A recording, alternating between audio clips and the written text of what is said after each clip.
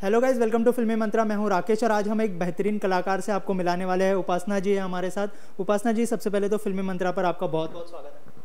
बहुत बहुत शुक्रिया, थैंक यू सो मच। उपासना जी, सबसे पहले तो जो नच बलिए के 8 के बारे में बताना चाहेंगे कि किस तरह से आपको ये शो मिला, किस तरह से आप फ्रेम में आने वाली है। थोड़ा कुछ हमारी ऑडियंस को थोड़ा सा अगर स्निक पीक दे सके।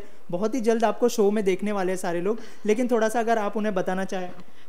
देखिए, ये तो मैं नहीं बता सकती कि किस तरह से मेरी एंट्री होगी, लेकिन मैं इतना ज़रूर कहना चाहूँगी कि फ़र्स्ट एपिसोड जो आज टेलीकास्ट हो रहा है उसमें मैं नहीं हूँ, लेकिन मेरी एंट्री बहुत इंटरेस्टिंग रहेगी और एक लोगों को मज़ा भी आएगा और मैं होस्ट भी कर रही हूँ, तो मैं बहुत एक्साइटेड हूँ। एक डिफरेंट तरह की मैं एक चीज़ करने जा रही हूँ, लेकिन क्या होगा अगर मैं पहले ही बता दूंगी तो फिर वो एक्साइटमेंट खत्म हो जाएगी। राइट, मतलब ऑडियंस के लिए एक सरप्राइज होना चाहिए। हाँ, बिल्कुल होना चाहिए।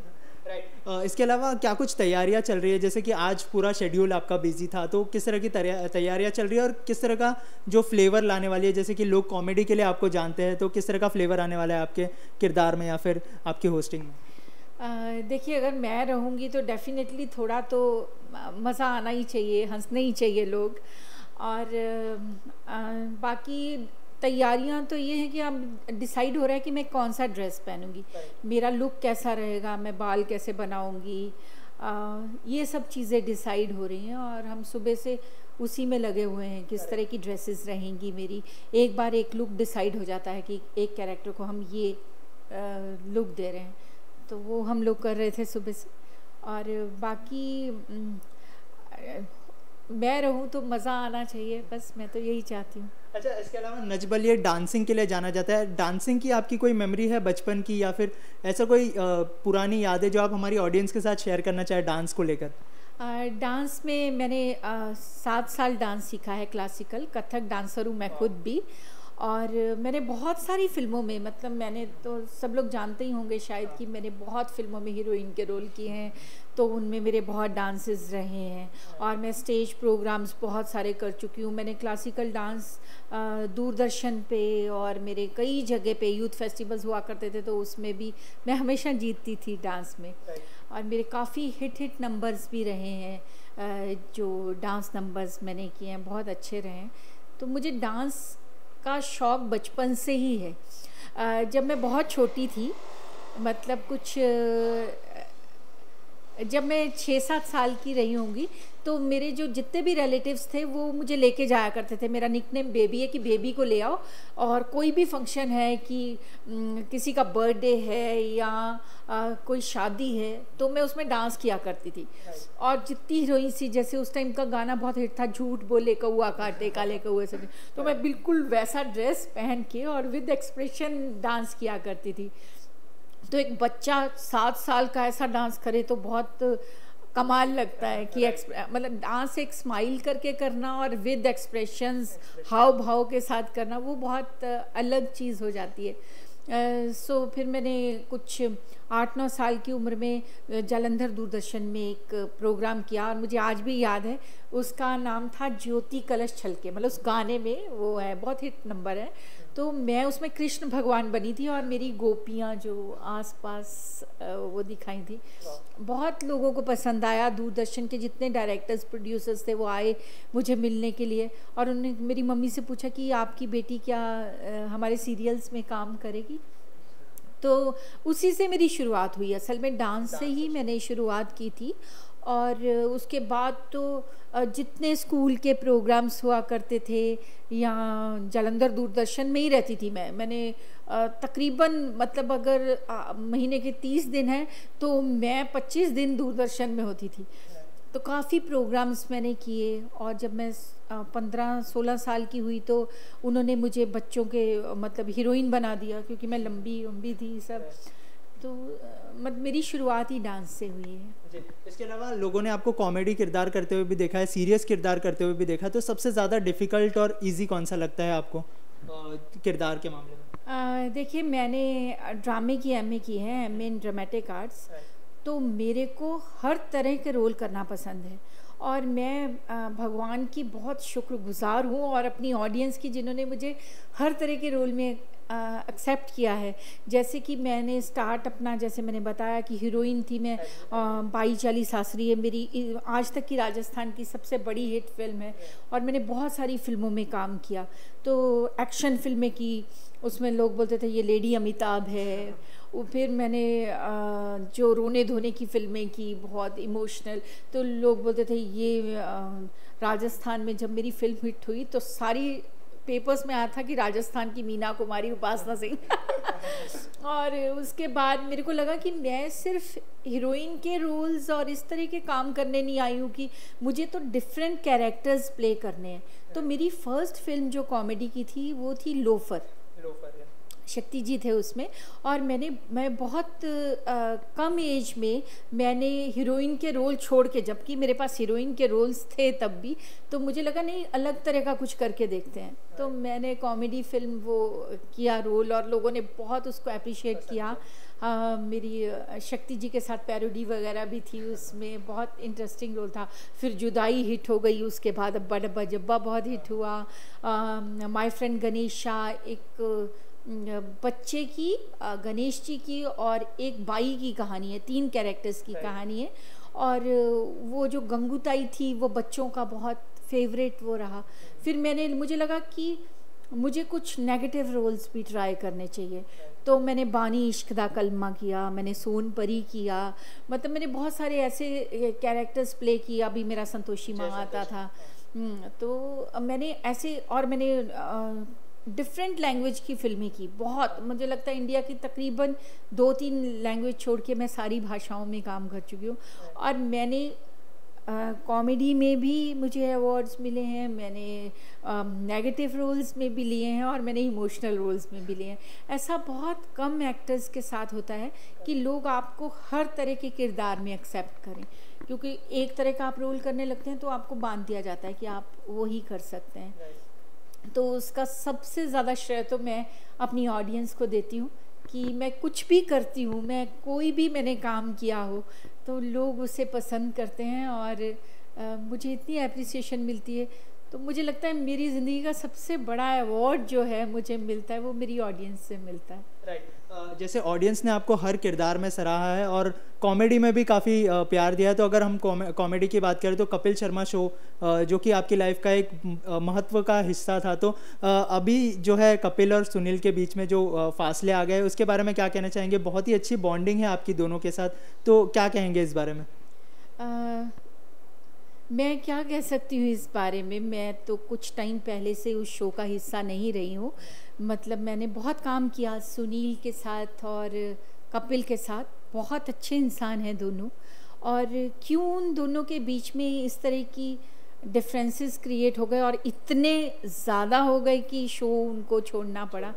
क्योंकि मैं तो थी भी नहीं वहाँ पे जब ये ऑस्ट्रेलिया ये शो के लिए गए थे, और ये सब मेरे को तो लगता था कि छोटी सी मिसअंडरस्टैंडिंग है, कुछ छोटी बात हुई होगी और वो लोग इकट्ठे हो जाएंगे, लेकिन अभी मुझे पता चला कि काफ़ी मेजर इश्यूज रहे हैं और सब।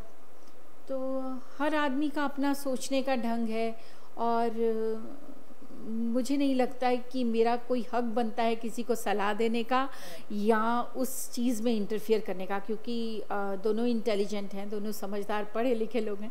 उसके बावजूद अगर ऐसा हुआ, मुझे बहुत दुख है इस बात का, क्योंकि शो इतना अच्छा शो है वो, और हमेशा से हिट रहा है शो। तो भगवान करे उनके डिफरेंसेस ख़त्म हों और शो उसी अच्छी तरह से चले, मैं तो यही कह सकती हूँ। जी, मतलब आप चाहते हैं कि दोनों फिर से अगर साथ में आ जाएंगे तो शो अच्छा हो जाएगा और कहीं ना कहीं अच्छी बात हो जाएगी। जी हाँ, क्योंकि कोई भी एक इंसान शो नहीं चला सकता।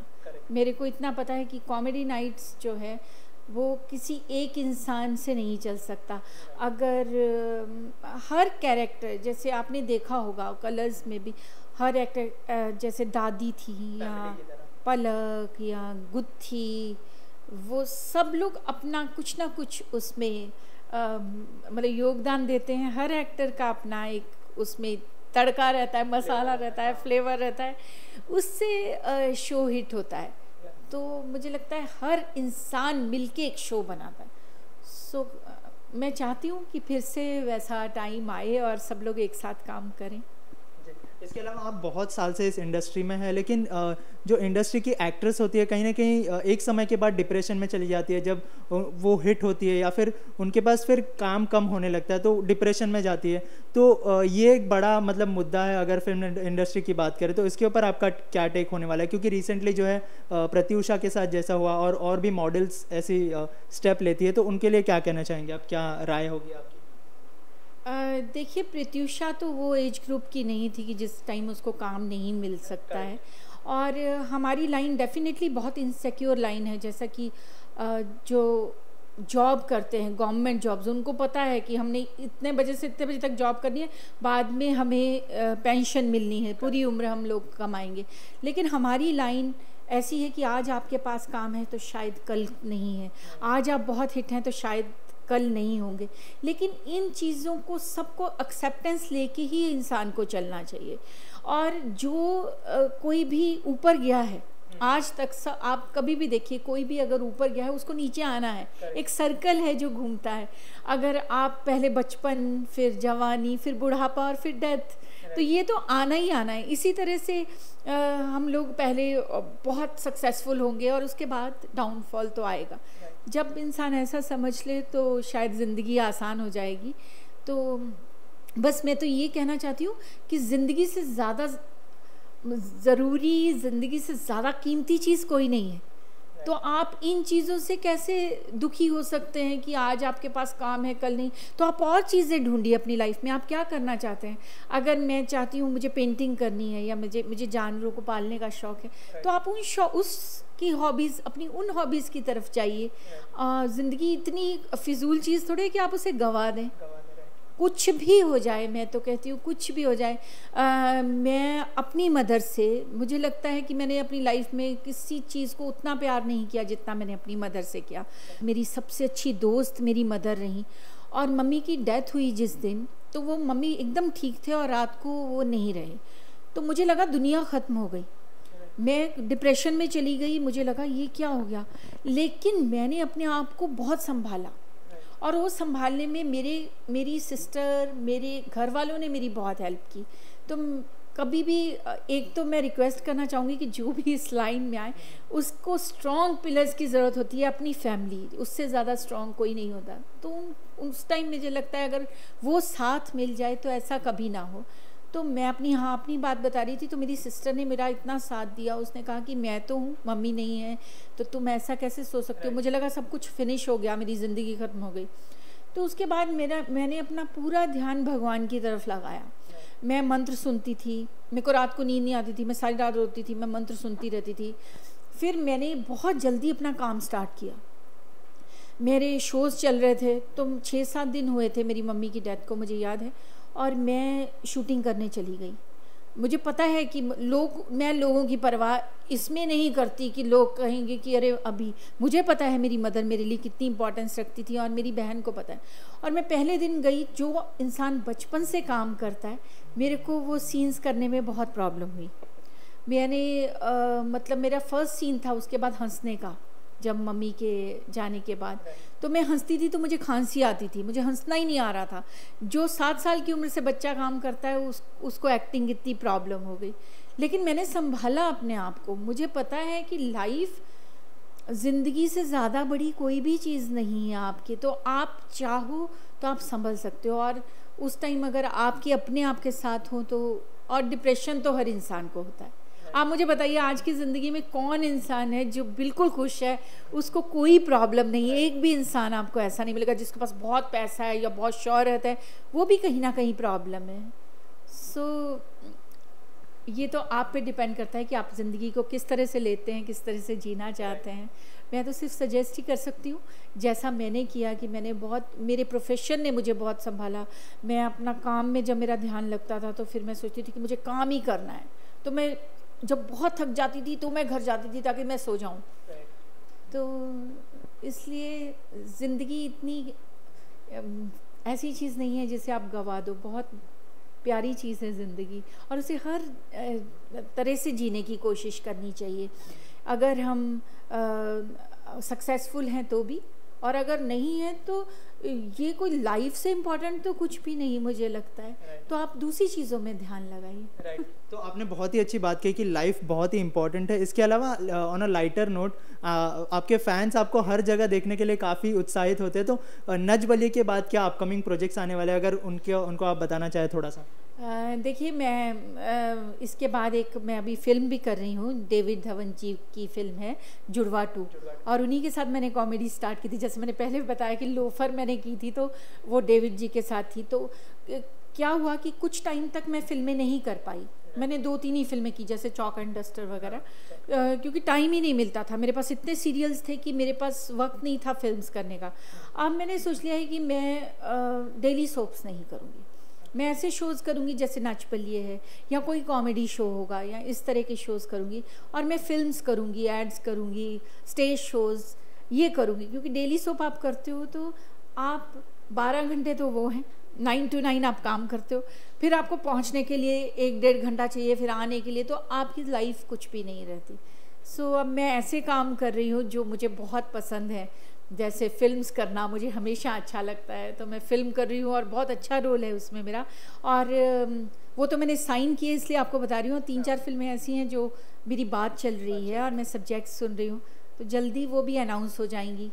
तो मैं काम कर रही हूँ और मेरे पास स्टेज शोज़ भी हैं। तो मैं बहुत अपने आप को टचवुड खुशकिस्मत समझती हूँ। मेरी मदर का आशीर्वाद है, भगवान की दया है कि मेरे को हमेशा काम मिलता रहा। जब से मैं इंडस्ट्री में आई हूँ, ऐसा टाइम मेरे लाइफ में नहीं आया कि मुझे काम नहीं। हाँ, मैंने सिलेक्शन की हो कि मुझे अब ये करना है या ये नहीं, तो उसमें जो टाइम गया हो वो बात है। अदरवाइज़ मुझे हमेशा प्यार मिला है सबका, और मुझे आज तक इंडस्ट्री से बहुत बहुत ऑफर्स हैं। इसके अलावा सभी लोग आपको देखने के लिए बहुत एक्साइटेड है, और हमारे से बात करने के लिए बहुत बहुत धन्यवाद। और you guys please like share subscribe Filmy Mantra. Thank you so much.